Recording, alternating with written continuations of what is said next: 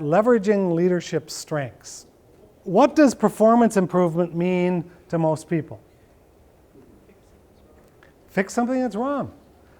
Gap analysis, classic. Training needs analysis. Let's identify the weaknesses. What are the needs? And so fixing weaknesses has become deeply ingrained in our thinking as a way of developing ourselves, developing others. And so we want to help you get away from some of that kind of thinking and start to look at how we can take a strength-based approach. So I mentioned earlier the field of positive psychology. Some of you are familiar with it. It sounds like many of you aren't. It's reaching into all areas. Education is one of them. Martin Seligman at the University of Pennsylvania is the father of this field, the kind of founder of the whole thing. And in 1997 or 98, he was head of the American Psychology Association. He's at the University of Pennsylvania. And he put out a challenge to the association to say, I've spent decades of my career, and our field has spent the last 50 years primarily looking at how to help deal with mental illness, or his specialty is depression. And we've made quite a few strides in how to help with that. We've got lots more to do. But what we have not done is taken the vast majority of the population who are doing okay in life and help them to get to a higher level. And his most recent book was called Flourish. How do we help individuals go from good to great in their lives? And so part of what has happened is in the education field, and in that book Flourish, he has an entire chapter dedicated to changes that are happening in some parts of the education field. There's still lots where this isn't happening. Here's a grade 7 teacher who gives an assignment to her class, write your name on the top of a piece of paper, and pass it to the student next to you. And so when you get this piece of paper from your fellow student with that person's name, write down one thing that you think is their greatest strength, or the biggest contribution, positive contribution they make to the class.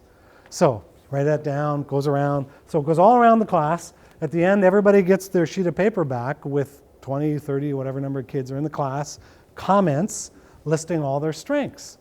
Well, what do you think is the impact on the class? Positive.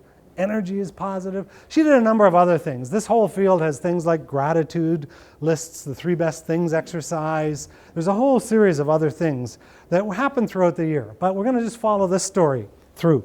So one of the students, Ryan, gets this list back, and it really had an impact for him.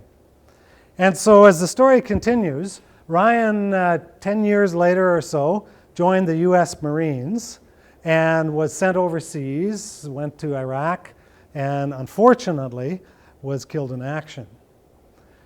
And so his body was brought back to the town where he grew up, and at the funeral, some of the kids that he grew up with were pallbearers, and at the funeral they noticed the grade 7 teacher was there, and they went over afterwards and said, remember that stuff you did with us in grade 7 and that whole list of strengths thing? That really had an impact for many of us, but Ryan especially. Ryan's mother overheard this, and she came over and said, yeah, he was struggling that year. He was really losing confidence. He was really getting into a kind of a bad place. And that whole year was a turnaround year for him. As a matter of fact, when his body came back, we were given his personal things, and we went through his wallet, and what do you think they found? The list. The list was in his wallet, still there 10 years later, probably well-creased and dog-eared and worn. So what if the teacher had asked them to write down weaknesses and improvement suggestions? Think that would have had the same lasting impact? Probably would have still been up here, but not in a very positive way. Why do we focus on fixing weaknesses? What's the lingering effect? You go away with your confidence down a little bit. Yeah, maybe you're beating yourself up. Never good enough. Yeah, can't ever do. Not being appreciated. Yeah, there's a whole bunch of things like that. And we would even argue that when that permeates an entire organization, which it so often does, that you end up with this kind of culture of the weakness-focused culture, catching people doing things wrong, of focusing on all what's wrong rather than on building on strengths and building a much more positive, energized kind of culture.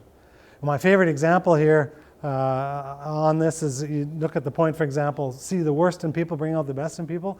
It's the story of the little girl out riding in the car with her mother one day and says to her mother, "Mommy, where are all the stupid jerks and idiots today?"